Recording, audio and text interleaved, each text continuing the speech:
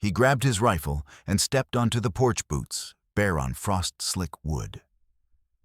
The henhouse door hung open, feathers scattered like snow across the yard.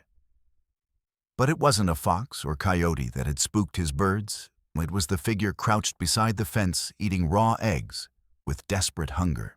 At first glance, Samuel's war-trained eyes registered female, young, naked, dangerous. She moved with the fluid grace of a predator muscles coiled for flight or fight.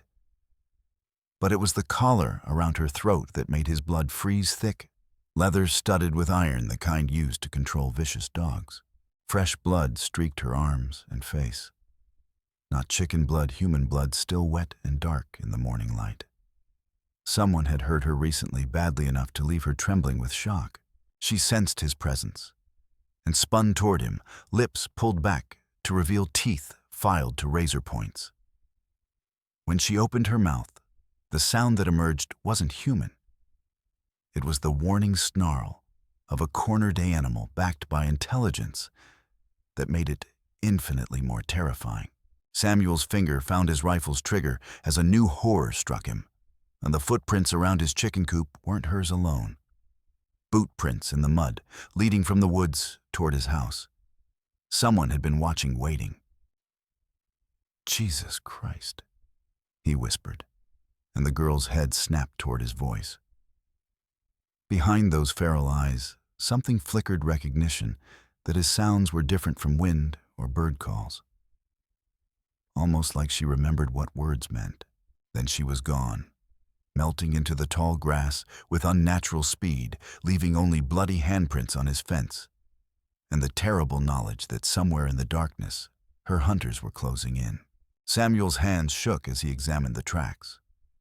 3 men, maybe 4, moving in formation around his property. Military precision, but not army. These were hunters, professional and patient.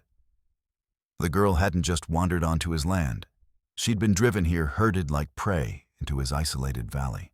2 years of solitude had taught Samuel to read the prairie's moods, to notice when the natural order shifted. Birds had gone silent an hour before dawn. His horses stood nervous in their stalls, ears pricked toward the tree line. Someone was out there watching, waiting for their quarry to show herself again. The girl, Samuel couldn't think of her as anything else, had left more than blood behind. Scraps of fabric clung to the fence wire, homespun wool that might once have been blue. A child's dress torn to rags by thorns and weather. How long had she been running? Samuel Byrne knew about running. 3 years in the war had taught him to move fast and quiet, to kill without hesitation when cornered.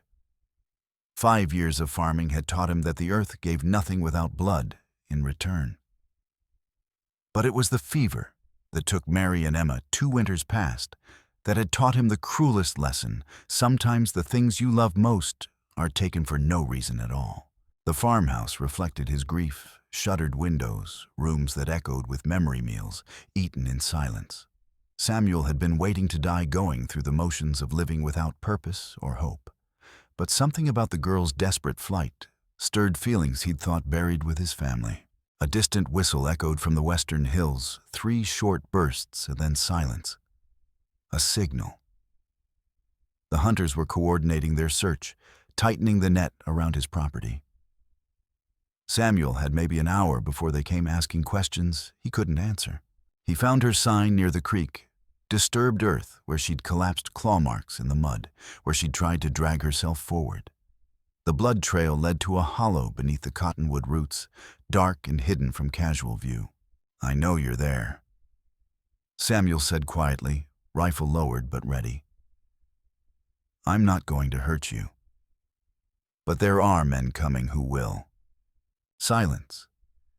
Then barely audible a whimper that might have been pain or terror or both. "They did this to you, didn't they? The collar, the teeth, everything." Samuel knelt beside the hollow, speaking to the darkness. "How long have you been their prisoner?" A rustling in the leaves, then a face emerged from the shadows, gaunt, hollow-eyed, marked by suffering that no child should endure. She studied him with the wary intelligence of prey that had learned to judge threats in heartbeats. "Otter," She whispered the word, barely human but unmistakably desperate. Samuel pulled his canteen from his belt and set it within reach. She lunged for it, drinking with the frantic urgency of someone who'd learned that survival came in moments stolen between hunts. "There's more," Samuel said. "Food, shelter, safety, but not here. They're coming for you." The girl's eyes widened with terror. She tried to crawl deeper into the hollow, but her strength was failing. Blood loss and exhaustion were taking their toll. "I can protect you." Samuel continued, surprising himself with the truth of it. "But you have to trust me. You have to let me help." She stared at him for a long moment, weighing options she'd learned to calculate in terms of life and death. Finally, she nodded a tiny gesture that carried the weight of absolute surrender. Samuel reached into the hollow and lifted her, carefully feeling how her bones stood out like knife edges beneath scarred skin.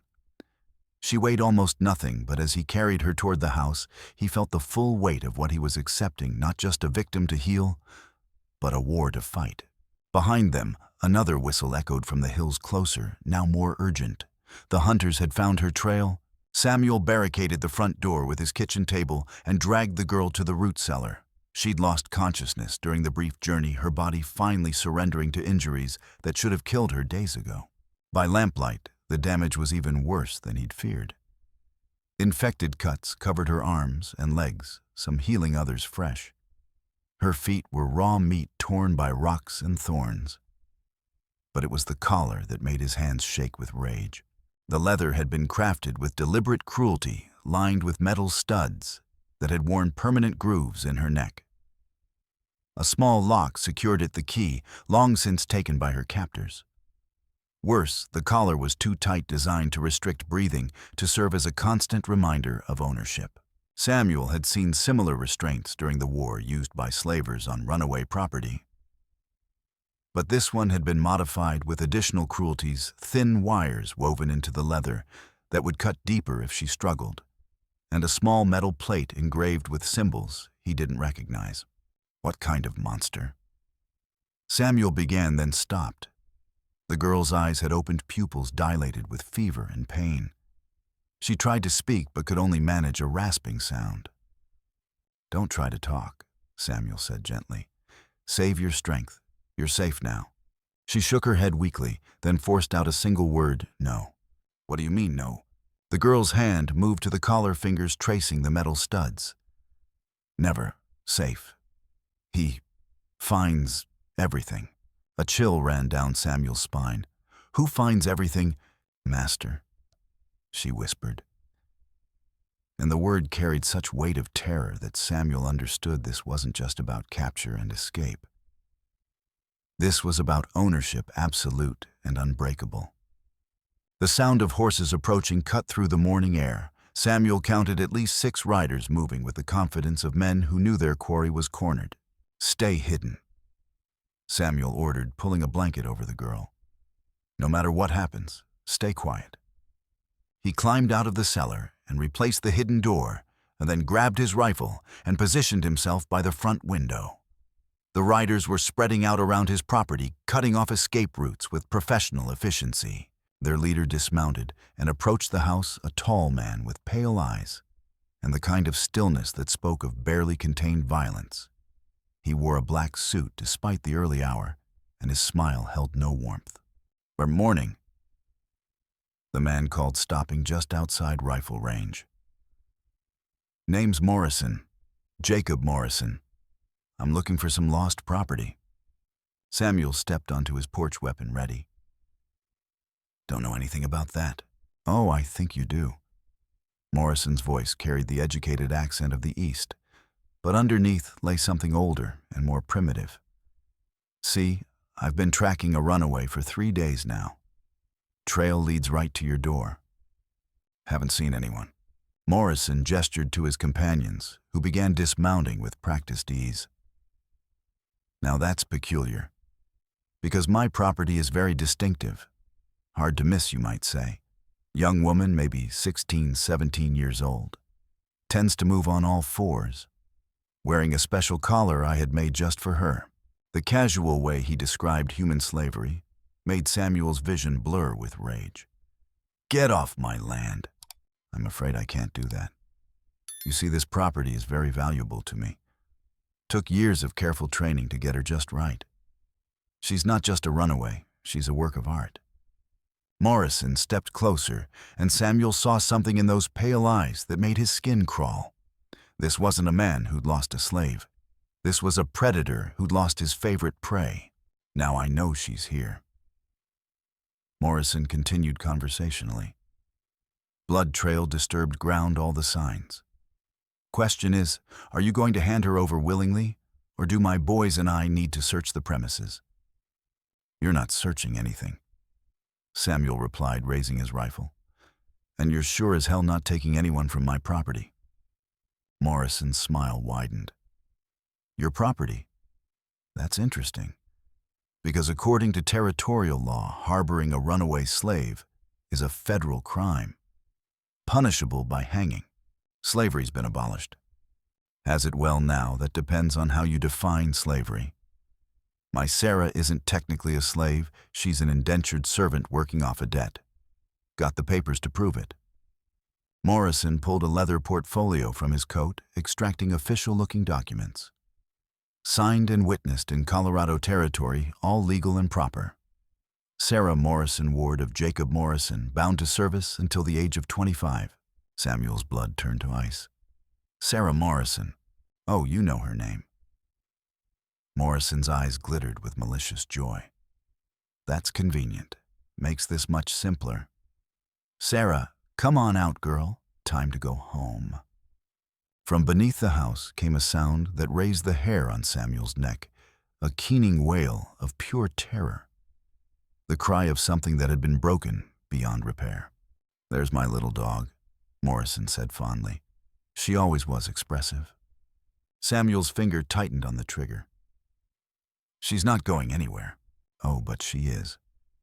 You see, Mr. Byrne, yes, I know who you are, the grieving widower living alone with his memories. Sarah belongs to me, body and soul. I made her what she is, and I'll decide what she becomes." Morrison nodded to his men, who began spreading out in a wide circle. "Now you can make this easy or hard. But either way, I'm leaving with my property." The cellar door burst open with a crash, and Sarah emerged like a fury, not the broken creature Samuel had carried inside, but something wild and desperate and absolutely lethal. She'd found a knife somewhere, and she held it with the skill of someone who'd learned to fight for survival. "No." She snarled the word distorted by those filed teeth. "Never. Never again."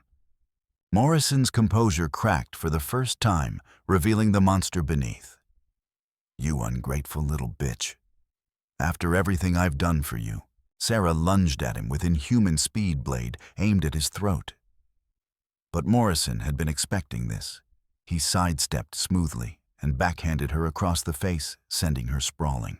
"Still got some fight in you," he said approvingly. "Good. I was worried all this freedom might have made you soft." Samuel's world exploded into violence. He put a bullet through the chest of the nearest rider, then dove for cover as return fire shattered his front windows. Sarah rolled to her feet, still clutching the knife blood streaming from her split lip. "The woods," Samuel shouted, laying down covering fire.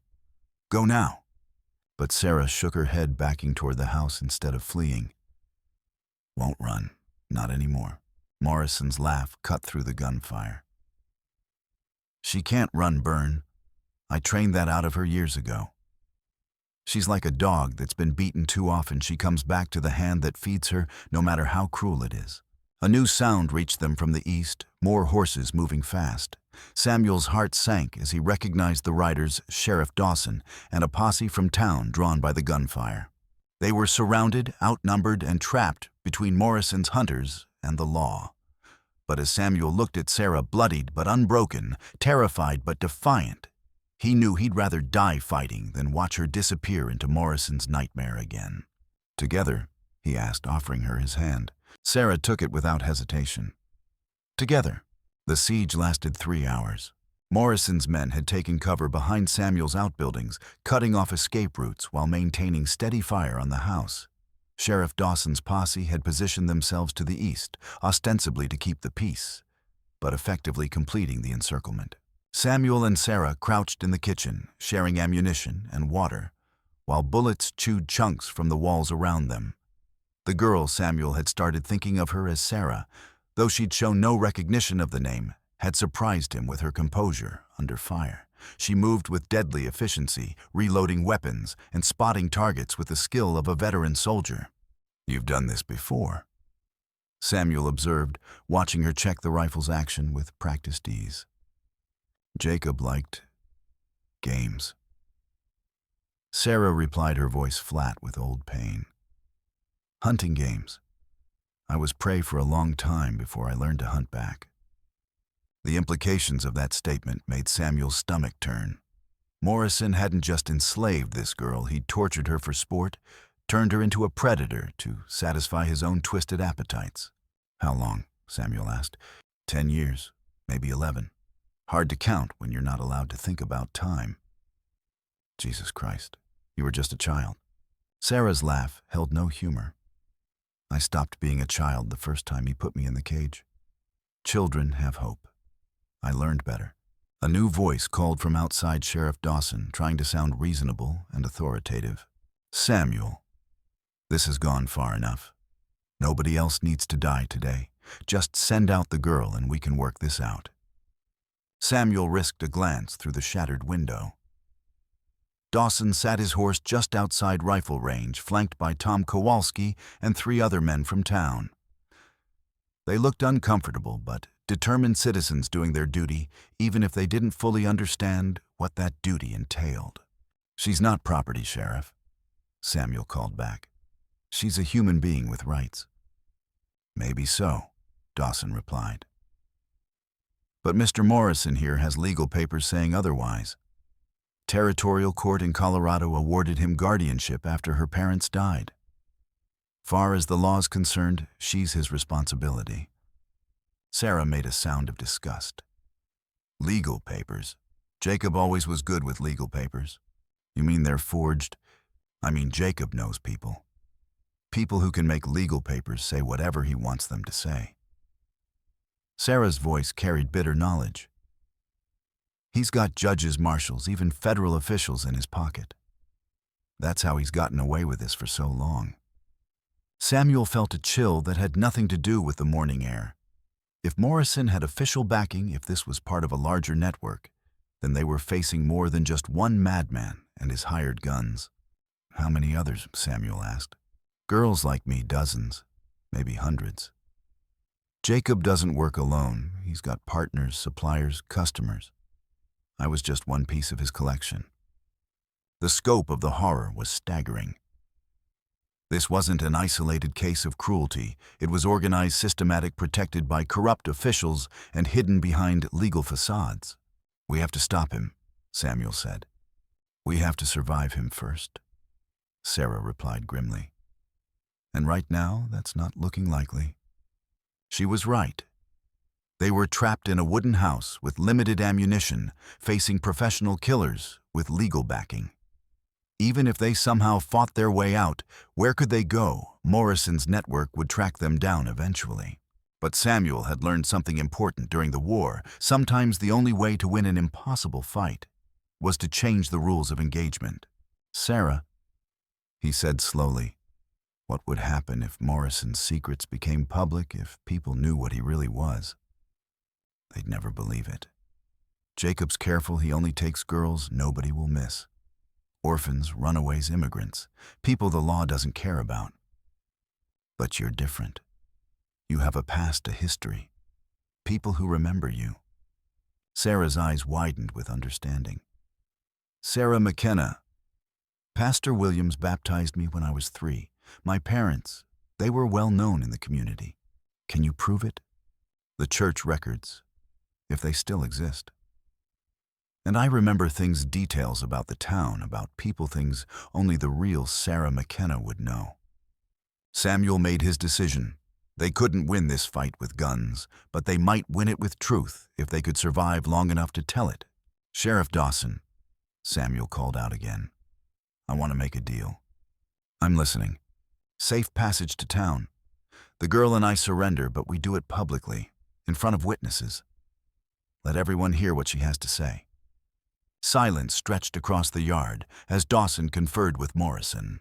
Samuel could see the argument playing out in their body language, Morrison gesturing angrily, Dawson looking uncertain. Finally, Dawson called back. "Morrison says no deal. He wants his property returned immediately, no conditions. Then we keep fighting." Samuel replied, but his heart sank. Without safe passage, they had no way to get Sarah's story to the people who mattered. "There's another way," Sarah said quietly. "Jacob's made one mistake. He's too confident, too sure of his power. He thinks he's already won."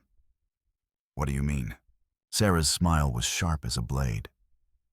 "He's here personally, instead of sending his men to collect me. That means he wants to gloat, to show me how helpless I am.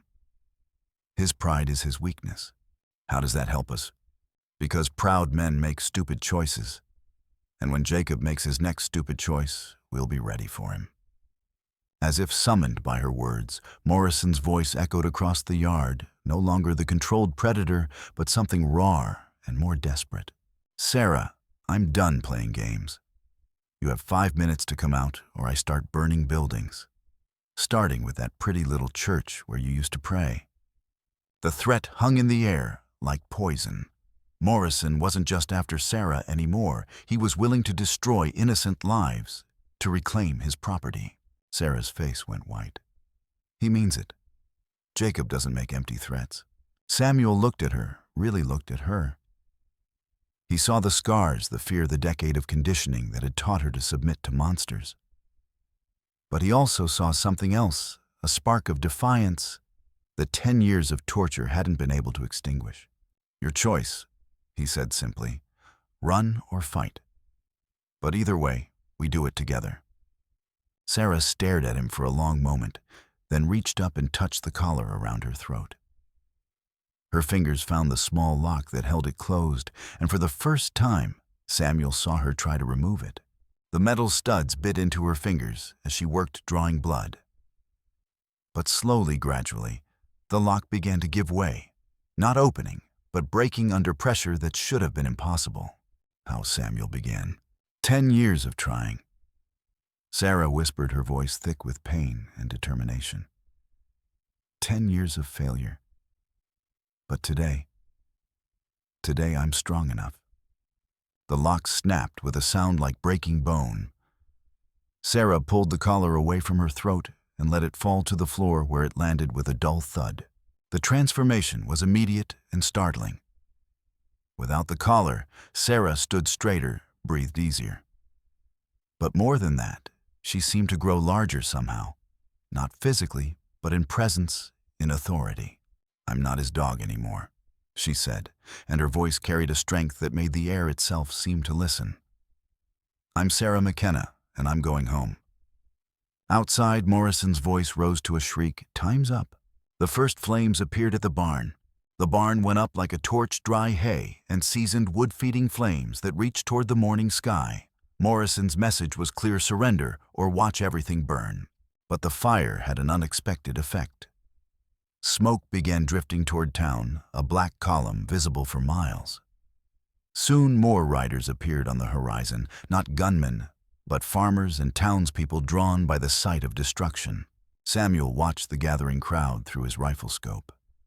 Agnes Kowalski clutching her shawl against the morning chill. Pastor Williams, his face grave with concern. Even old Pete Martinez, who rarely left his cabin except for church and whiskey. "They're coming," Samuel said.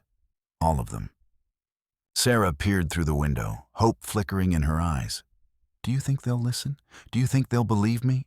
"Doesn't matter if they believe you," Samuel replied. "What matters is that Morrison can't silence you with this many witnesses." But even as he spoke, Samuel saw Morrison adapting to the changed circumstances. The man was conferring with Sheriff Dawson, pointing toward the growing crowd and gesturing emphatically. Whatever he was saying, Dawson was nodding agreement. Samuel Byrne. Dawson's voice carried across the yard again. New terms. You and the girl come out now, hands visible, and we'll sort this out properly. But if you keep fighting, we'll have to assume you're part of whatever crime she's committed." The implication was clear. They were painting Sarah as the criminal, Morrison as the victim. It was a masterful manipulation of the narrative, turning sympathy against her before she could even speak. Sarah's face hardened with bitter understanding. They're not going to listen. They've already decided what they want to believe. Maybe, but we're not done yet. Samuel had one more card to play, a desperate gambit that would either save them or get them both killed. He'd learned it during the war when his unit was trapped behind enemy lines. Sometimes the only way out was straight through the middle. "Sarah," he said quietly, "I need you to trust me completely. Can you do that?" She looked at him with eyes that held too much knowledge for someone so young. "What do you need me to do? When I give the signal, I want you to walk outside. Hands empty, moving slowly. Get their attention, all of it. That's suicide. Morrison will kill me the moment I'm in the open. Not if I kill him first." Samuel's plan was simple and brutal. Create a moment of chaos, use Sarah as bait to draw Morrison into the open, then end the threat with a single shot. It was the kind of desperate strategy that either worked perfectly or failed catastrophically. "And if you miss, I won't miss." Sarah studied his face, reading the determination there. Finally, she nodded. When the crowd gets closer, when there are enough witnesses that Morrison can't cover up what happens next." They didn't have to wait long. The townspeople were drawn by curiosity and concern, creeping closer to get a better view of the drama unfolding. Samuel counted at least 30 people now, with more arriving every few minutes. Morrison was growing agitated by the crowd's presence. He'd expected a quick, clean resolution, reclaim his property, and disappear before anyone could ask difficult questions. Instead, he was trapped in a public confrontation with dozens of witnesses. "Sheriff," Pastor Williams called out. "What's the situation here? Why is Samuel's barn burning?" Dawson looked uncomfortable. "We're trying to resolve a legal matter, Pastor. Best if everyone just keeps their distance." "Legal matter?" Agnes Kowalski's voice carried clearly across the yard. "Samuel's a good man. What kind of legal matter requires burning his property?" Morrison stepped forward, his politician's smile back in place. "Nothing to concern yourselves with, folks. Just retrieving some runaway property. Be over soon. Your property." Tom Kowalski pushed through the crowd, his face dark with anger. "What kind of property fights back with rifles?" "The dangerous kind," Morrison replied smoothly. "The kind that needs professional handling." But his words were having the opposite effect from what he intended. The crowd was beginning to murmur, to question, to demand answers. Samuel could see doubt creeping into their faces as they tried to reconcile Morrison's smooth explanations with the reality of burning buildings and gunfire. "Now," Samuel whispered. Sarah stood up, took a deep breath, and walked toward the front door. Samuel moved to the broken window rifle, ready finger on the trigger. The moment Sarah appeared on the porch, the crowd fell silent. She stood there in the morning light, thin, scarred, but somehow magnificent in her defiance. The mark around her throat where the collar had rested was clearly visible, a pale band of damaged skin that told its own story. "My name is Sarah McKenna." She called out, her voice carrying clearly in the still air. "I was born in this county 16 years ago. My parents were Thomas and Martha McKenna, and they died in a fire when I was 6 years old." Morrison's face went white with rage. "Shut up," he snarled, drawing his pistol. "Shut up now. I've been a prisoner for 10 years.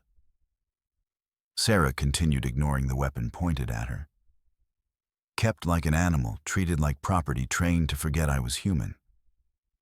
But I remember everything." "No, she's lying," Morrison shouted, but his voice cracked with desperation. "She's mentally deficient, dangerous. She doesn't know what she's saying." Sarah looked directly at Pastor Williams, who stood frozen at the edge of the crowd. "Pastor, you baptized me when I was 3 years old. You have the records." Sarah McKenna, daughter of Thomas and Martha, born May 15th, 1857. William's face went pale. "My God, little Sarah McKenna. That's not possible," Morrison protested.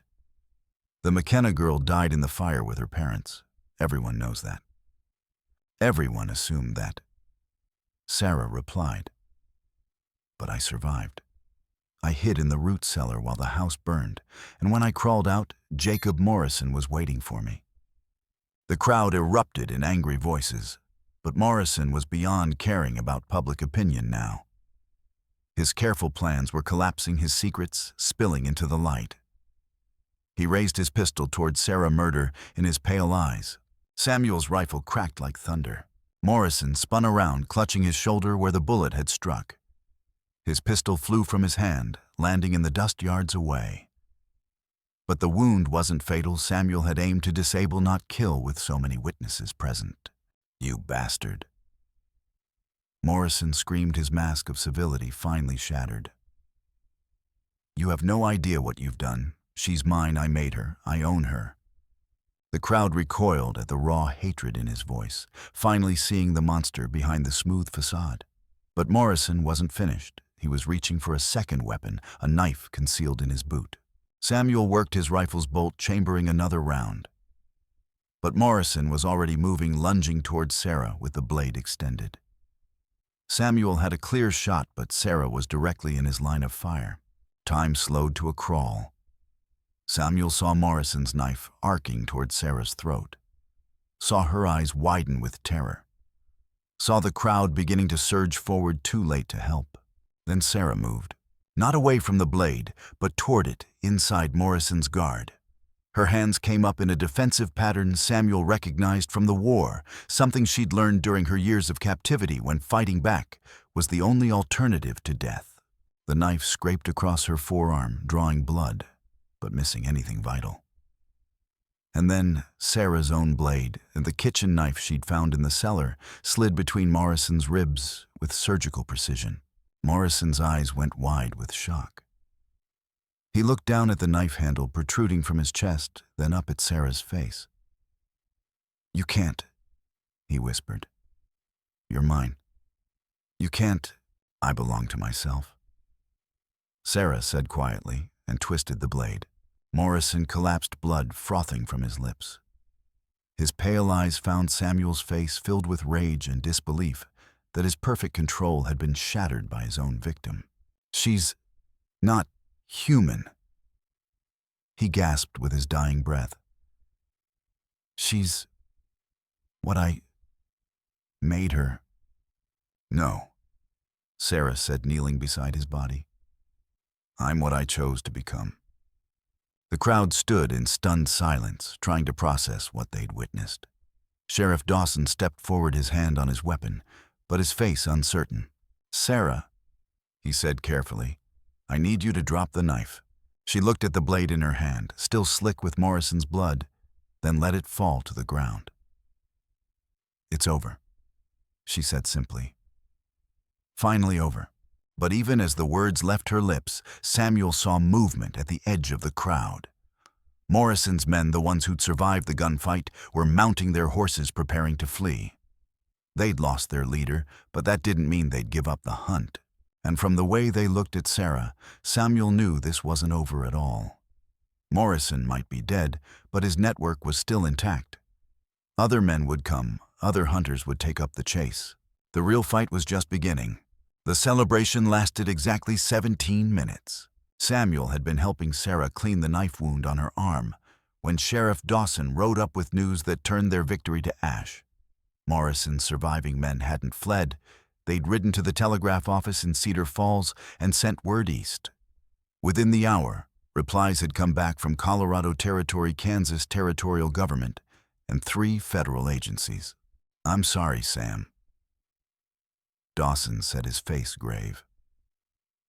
"But this is bigger than any of us realized." Morrison wasn't just some lone madman. He was part of an organized operation. Federal operation, Samuel felt the blood drain from his face. What kind of operation? The kind that has official sanction. The kind that makes local sheriffs real nervous about interfering. Dawson pulled out a stack of telegrams, his hands shaking slightly. According to these, Morrison was working under federal authority to track down and recover escaped, let's call them indentured workers from various territories. Sarah's face went white. How many others? Dozens, maybe more. Young women who've been declared mentally incompetent, assigned to guardians who... Dawson couldn't finish the sentence. Who break them, Sarah said quietly. Who turn them into whatever their customers want them to be. The horror of it was staggering. Morrison hadn't been an isolated predator. He'd been part of a system, a business that trafficked in human misery under the protection of federal law.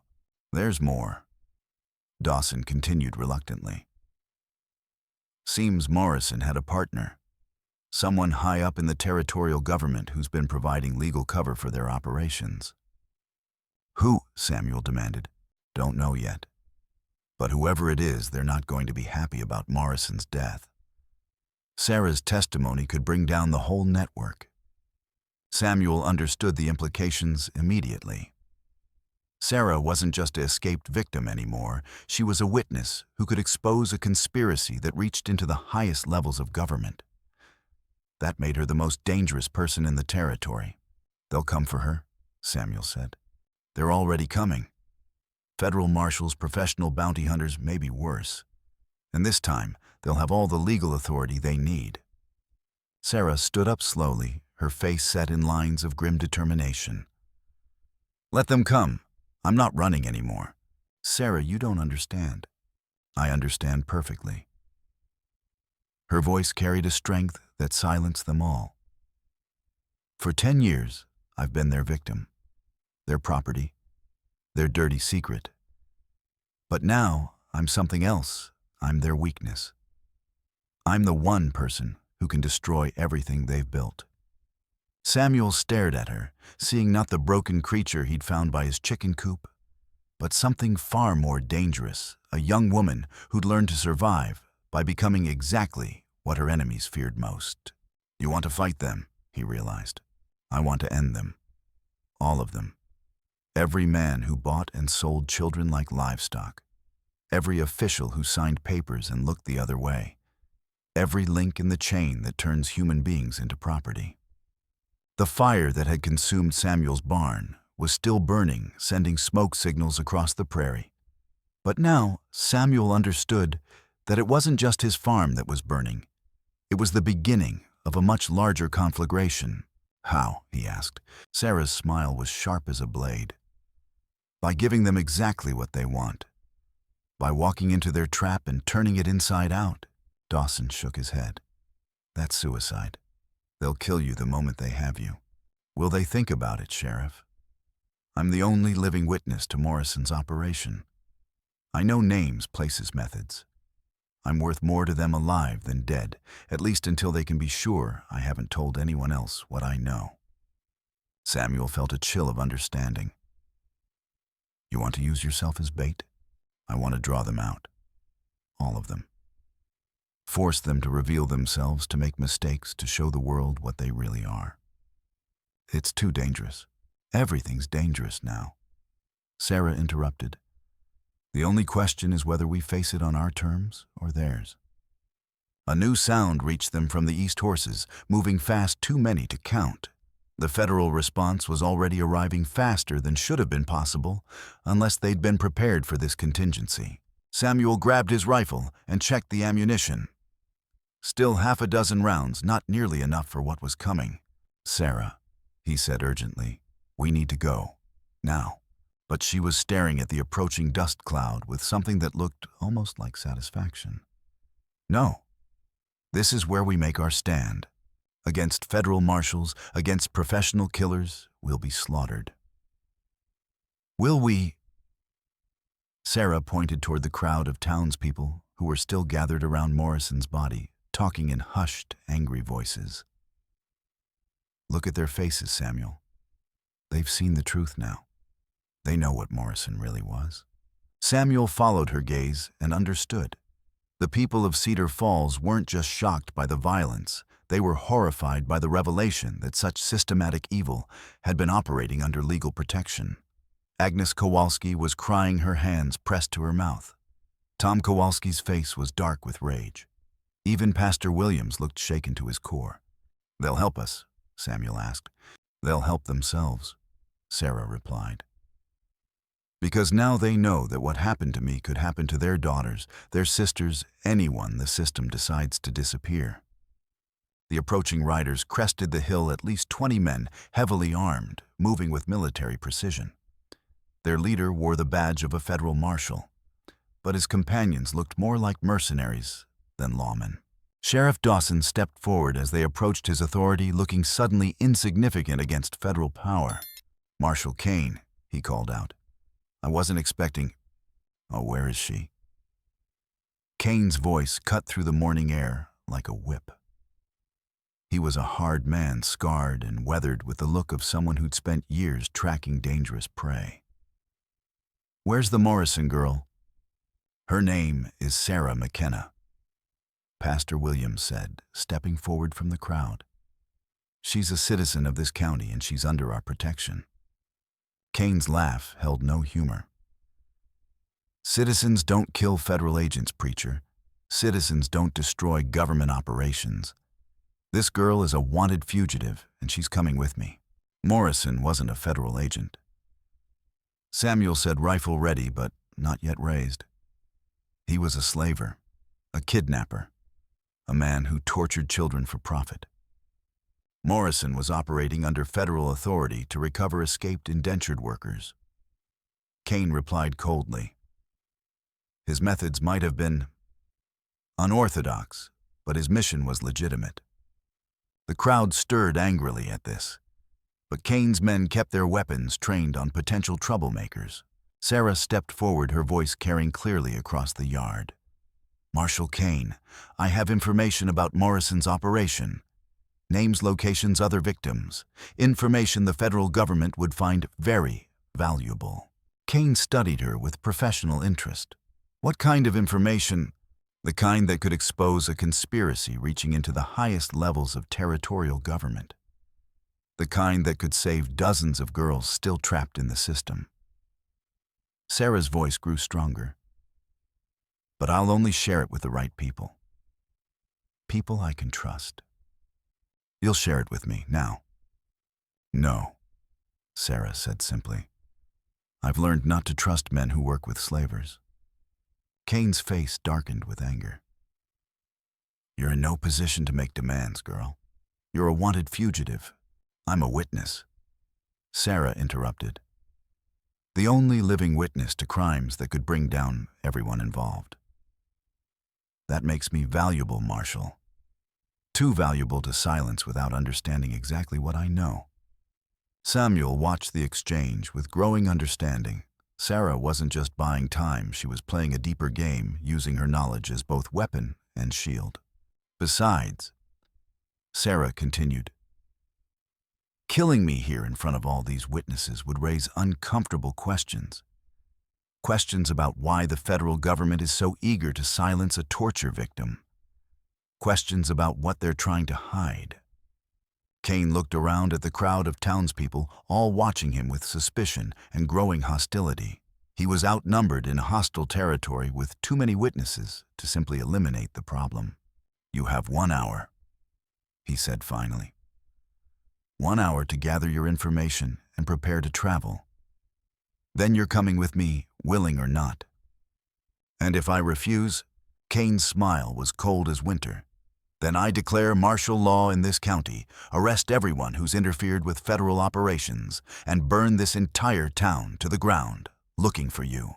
The threat hung in the air like poison.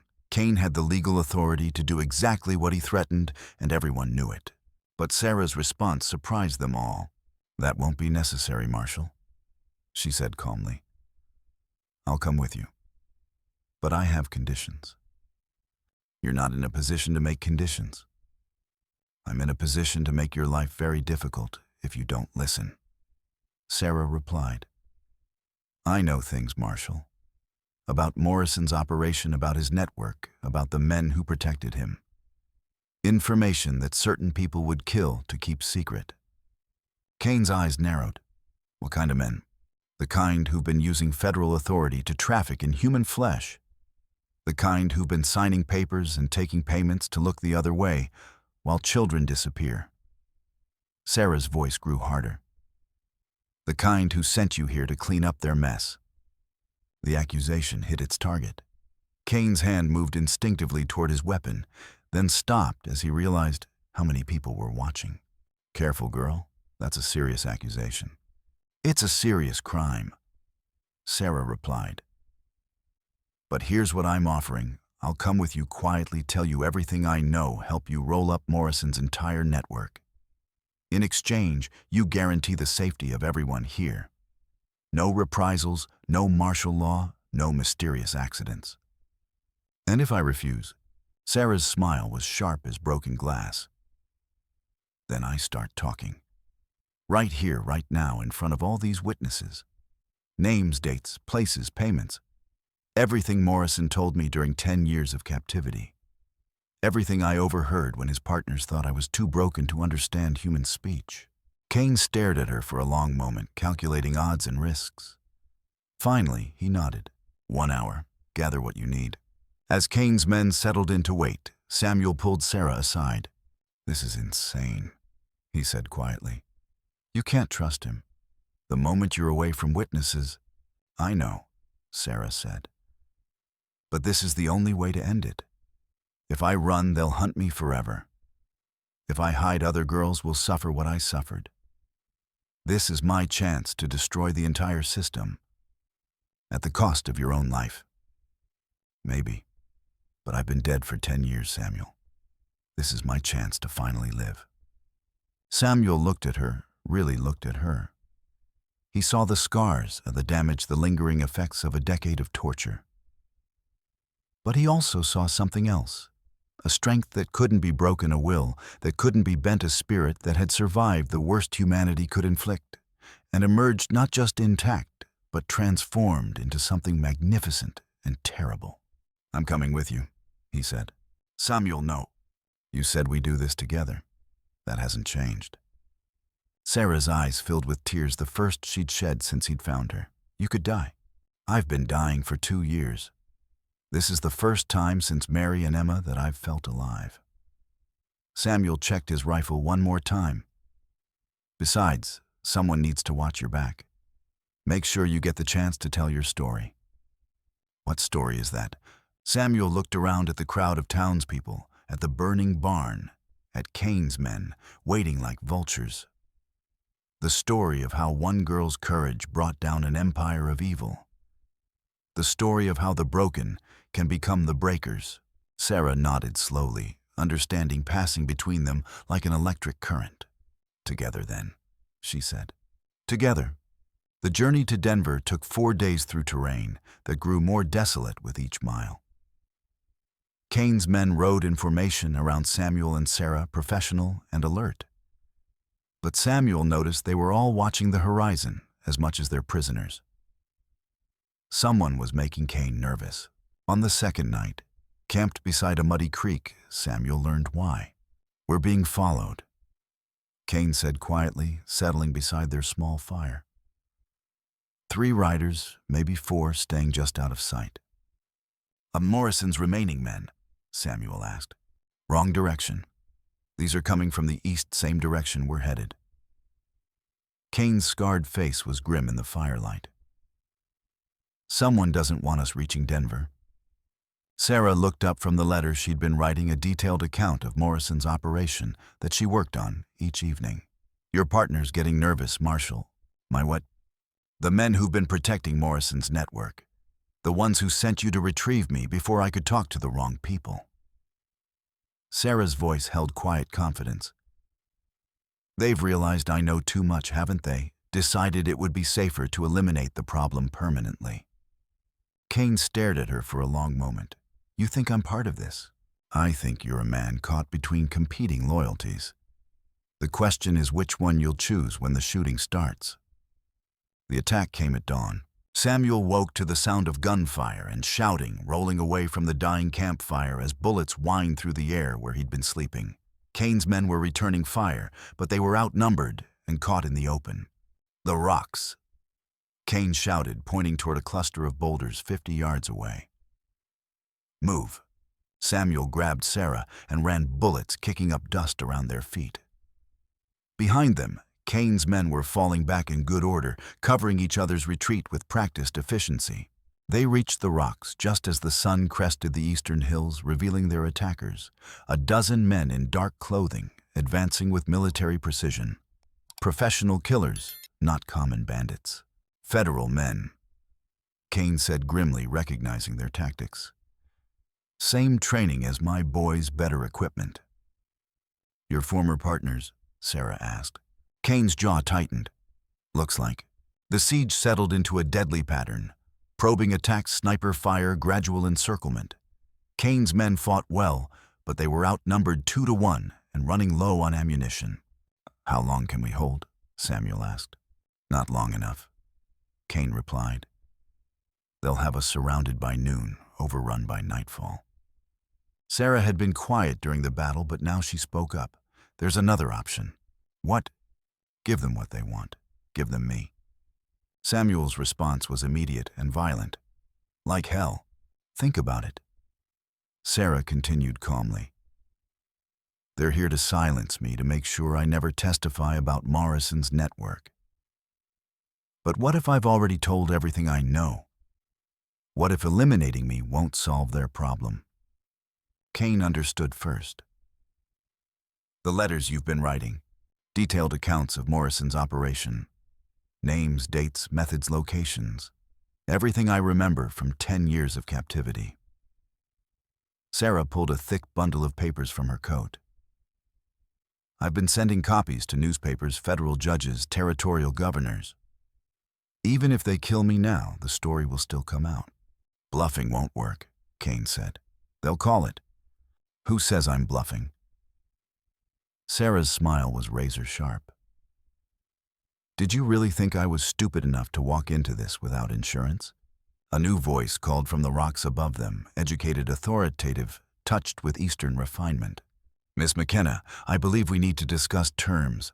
Samuel looked up to see a man in an expensive suit standing on the ridge, seemingly unconcerned about the gunfire around him. He was older, distinguished with the bearing of someone accustomed to power. "Who is that?" Samuel asked. Kane's face had gone pale. "Territorial Judge Harrison. He's been Morrison's main protector in the government." Sarah stood up, ignoring the bullets whining around her. "Judge Harrison, I was wondering when you'd show yourself." "You've caused considerable trouble, young lady. But it's not too late to resolve this situation amicably." "Amicably, you mean quietly, before too many people learn the truth about your business." Harrison's voice carried across the rocks with judicial authority. "I'm prepared to offer you full pardons for everyone involved in Morrison's death. Clean records, new identity, safe passage to California. All you have to do is surrender those letters.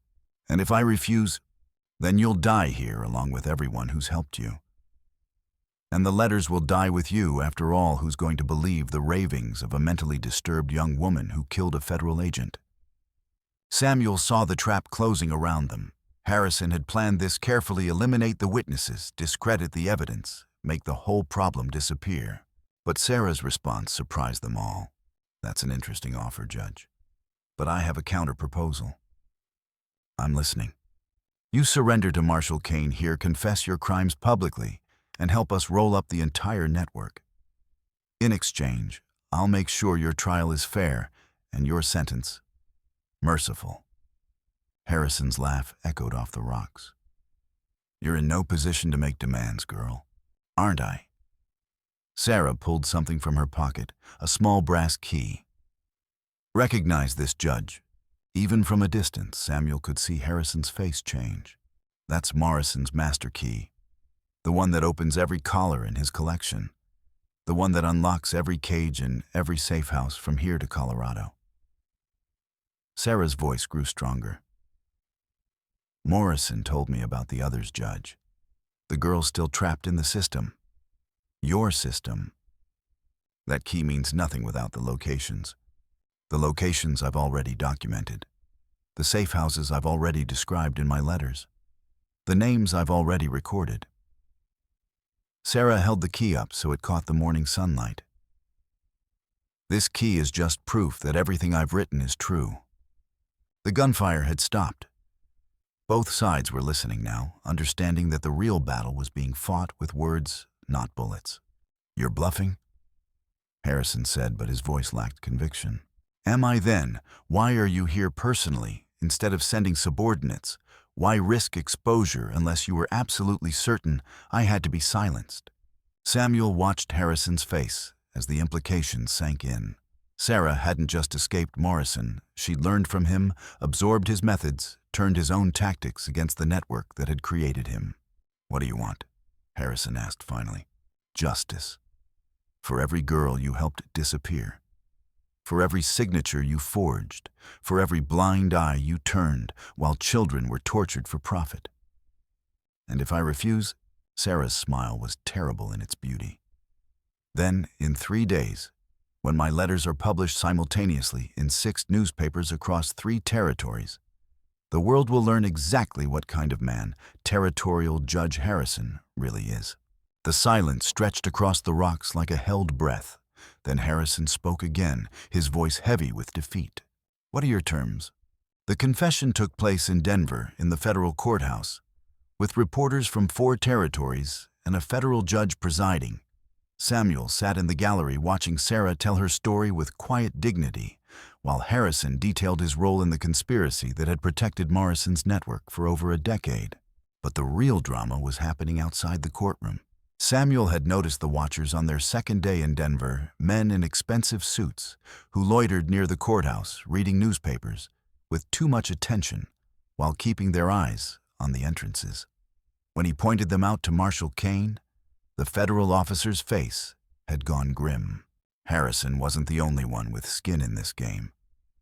Kane explained, Morrison's network had protection at every level, territorial, state, federal. Some very important people are going to lose everything when Sarah's testimony becomes public. Important enough to kill for. Important enough to burn down half of Denver if necessary. The attack came on the 3rd day, just as Sarah was finishing her testimony. Samuel was walking back to their hotel when he noticed the smoke rising from the direction of the federal building. Not the controlled smoke of heating fires, but the thick black clouds of deliberate arson. He ran toward the courthouse through streets suddenly filled with chaos. People were fleeing in all directions, screaming about explosions and gunfire. The building itself was wreathed in flames, and Samuel could hear shooting from inside. The main entrance was blocked by fire. But Samuel knew the building from his days testifying after the war. He circled to the back, found a window that opened onto a storage room, and climbed inside. The interior was a maze of smoke and confusion. Samuel made his way toward the main courtroom by feel and memory, his lungs burning from the acrid air. Behind him, he could hear men shouting orders, the sound of systematic destruction. He found Sarah in the judge's chambers, cornered by 2 men in expensive suits who looked more like bankers than killers. But the guns in their hands were real enough. Miss McKenna, one of them was saying as Samuel crept closer, you've caused us considerable expense. Time to settle accounts. My testimony is already recorded. Sarah replied, her voice steady despite the circumstances. Killing me won't change anything. Won't it? Dead witnesses can't answer questions. Dead witnesses can't identify co-conspirators. And accidents happen during fires, tragic but not suspicious. Samuel stepped into the doorway, rifle ready. Step away from her. The 2 men spun toward him, raising their weapons. Samuel shot the first one through the chest, but the second got off a round that burned across his shoulder before Samuel's second shot dropped him. Samuel.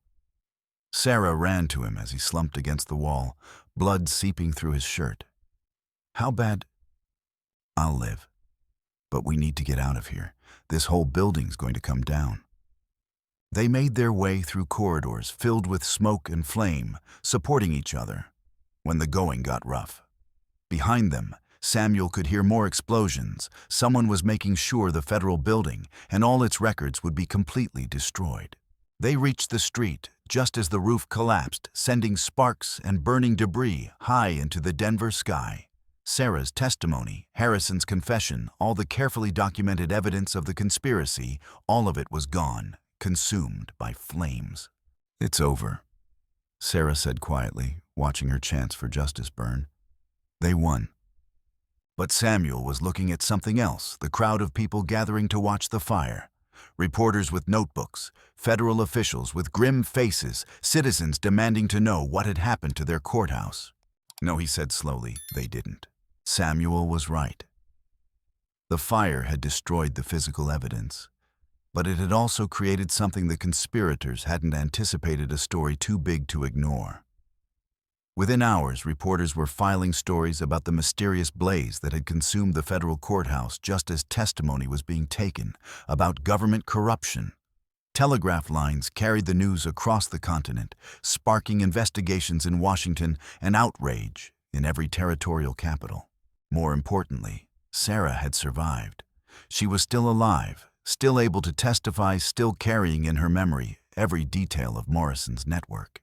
The men who'd tried to silence her had succeeded only in making her story more compelling, more newsworthy, more impossible to suppress. But that evening, as they sat in a new hotel room across town, Sarah seemed lost in thought. "What is it?" Samuel asked, wincing as he adjusted his bandaged shoulder. "I keep thinking about what that man said, about settling accounts." Sarah's voice was troubled. "This isn't over, Samuel. They'll keep coming, keep trying to silence me until one of them succeeds. Then we keep fighting.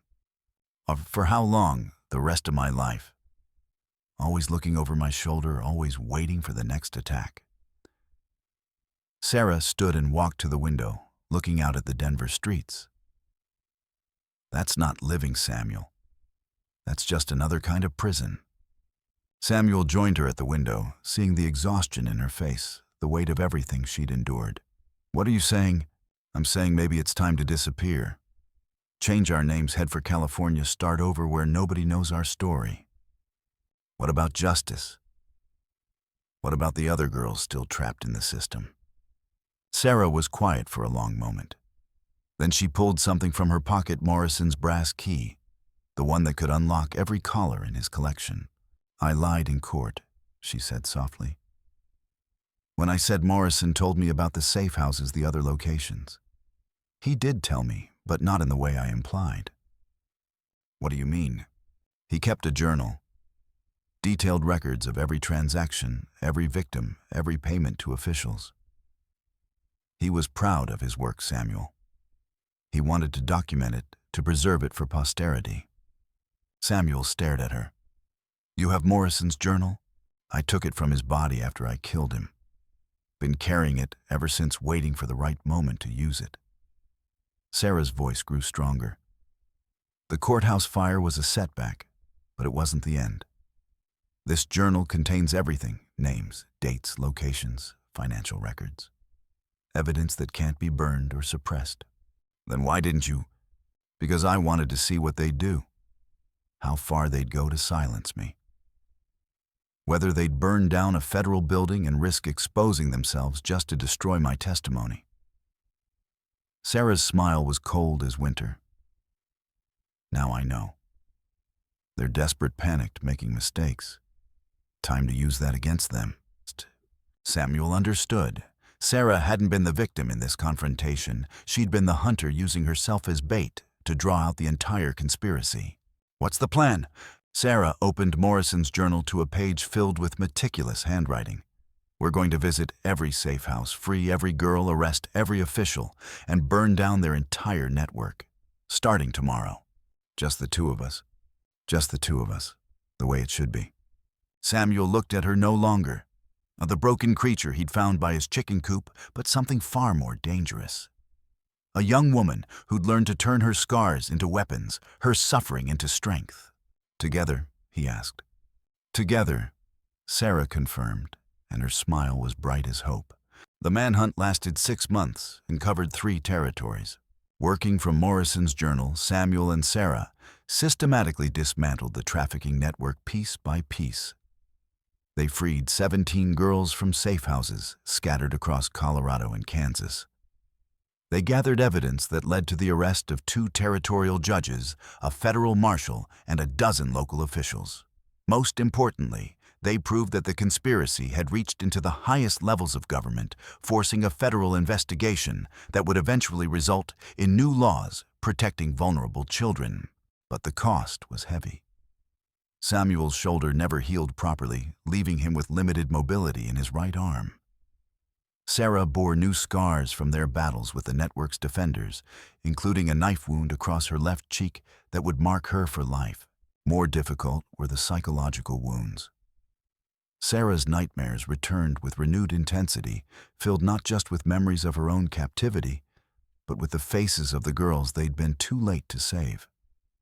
Samuel found himself drinking more than he should, trying to numb the anger that threatened to consume him when he thought about the children who'd suffered while officials looked the other way.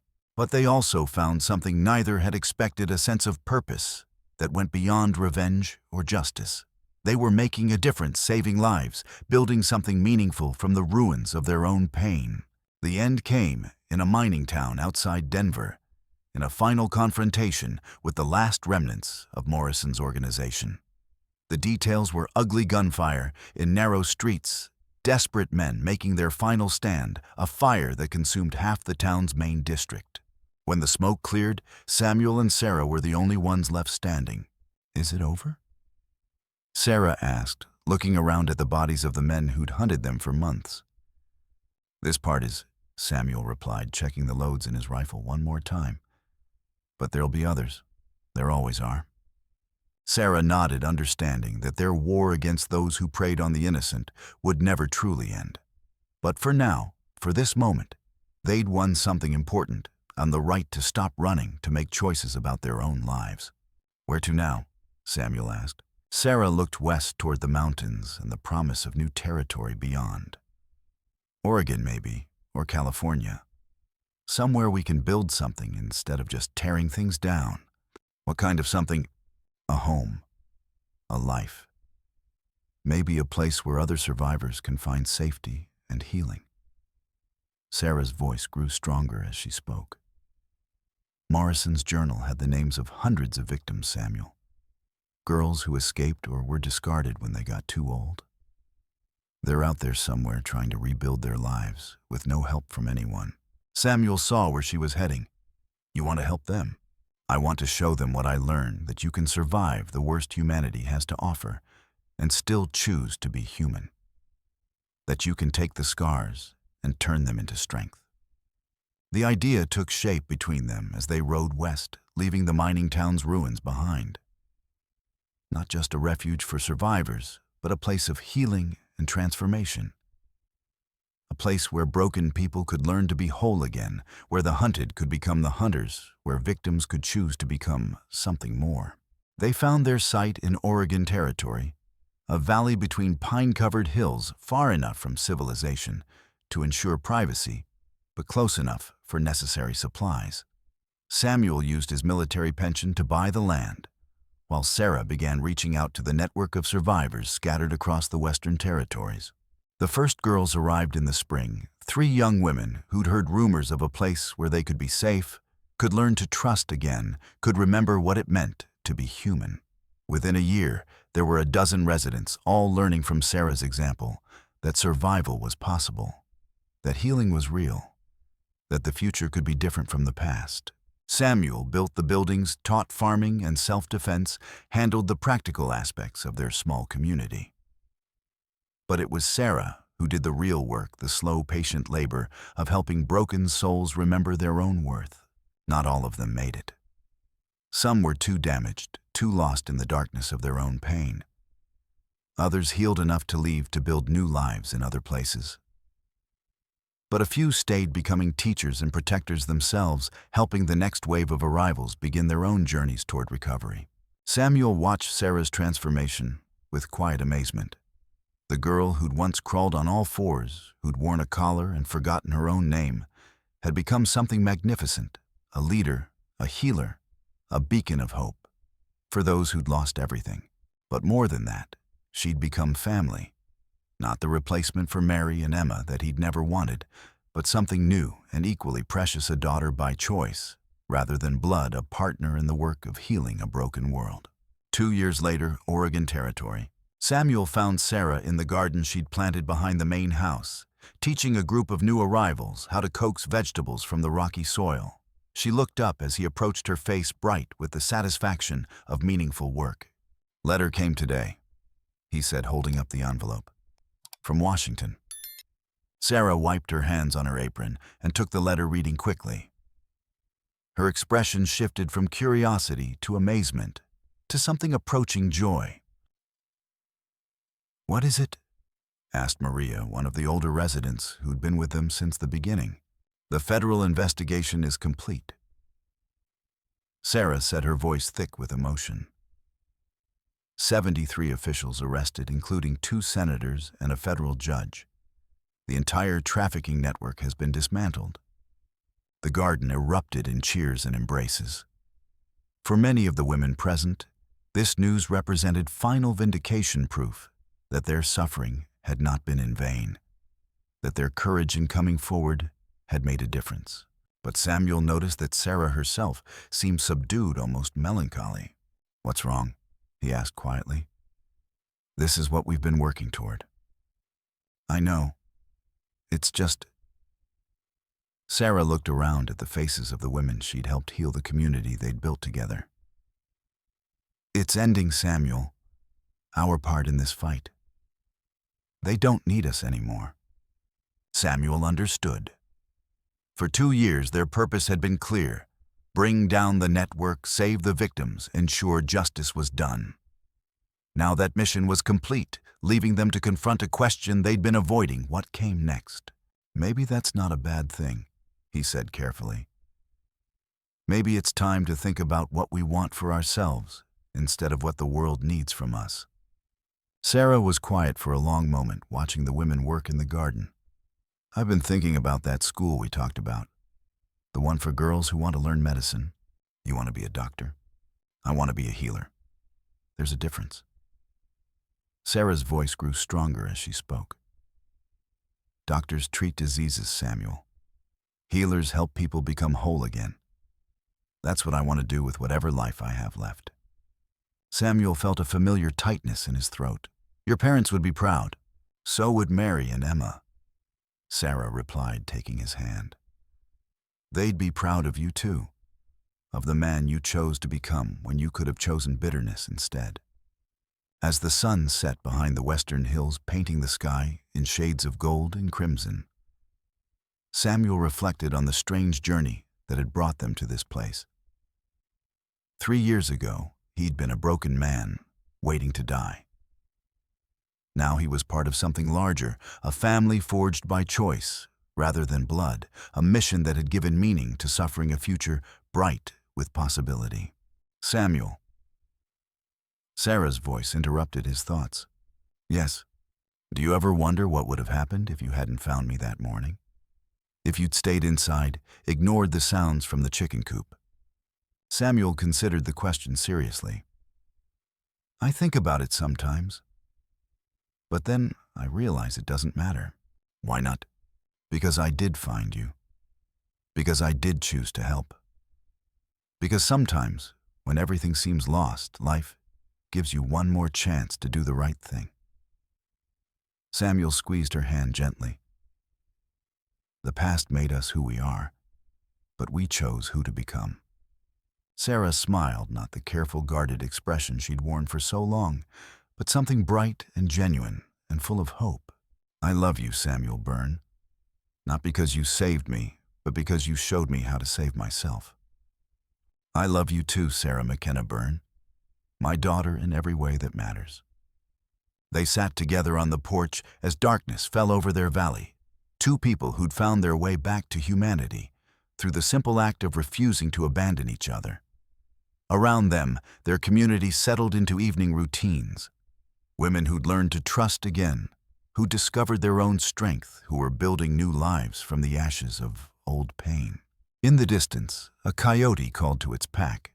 not the lonely sound of a solitary hunter, but the complex harmony of a family finding each other in the darkness. Sarah stood up and stretched, ready to help with the evening meal. "Come on, old man. Marie is making her famous stew tonight, and you know how she gets when people are late to dinner." Samuel laughed, the sound surprising him with its genuine joy. "Old man, I'll show you, old man, when we're splitting firewood tomorrow. Looking forward to it." Sarah replied, and Samuel could see she meant it. As they walked inside together, Samuel caught a glimpse of something on the kitchen table, a small wooden box he'd never seen before. Inside, wrapped in faded cloth, was a child's doll with brown yarn hair and a blue calico dress. "Where did this come from?" he asked. Sarah's eyes filled with tears, but they were happy tears. "I found it in the ruins of the mining town after our last fight. It was my doll, Samuel, the one I had when I was 6 years old before Morrison took me. It must have survived the fire somehow." Samuel stared at the simple toy, understanding its significance. It was more than just a childhood memento.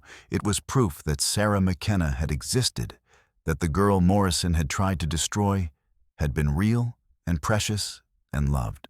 "She's beautiful," Samuel said quietly. "She is, isn't she?"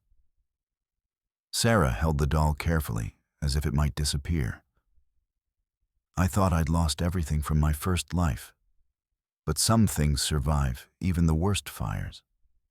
As they prepared dinner together, Samuel realized that this moment, simple, domestic, filled with the quiet sounds of family, was what they'd been fighting for all along. Not just justice or vengeance, but the right to ordinary happiness, to peaceful evenings, to the simple miracle of being home. The collar lay buried somewhere in Kansas soil, along with Jacob Morrison and the men who'd created him. What remained was what they'd chosen to build: a life earned through courage, a family forged in trauma, but sustained by love, and the knowledge that no matter how badly someone is broken, they can choose to heal. Outside, the Oregon wind whispered through the pine trees, carrying the promise of tomorrow.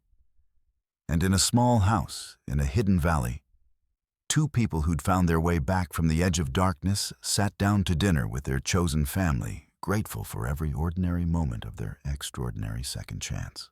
Sarah McKenna Byrne was free, not just from physical bondage, but from the past that had tried to define her. She belonged to herself now, and that was everything. Samuel Byrne was alive, not just surviving, but truly living with purpose and hope and love, filling the spaces that grief had carved in his heart. Together, they'd turned their scars into strength, their pain into purpose, their survival into service.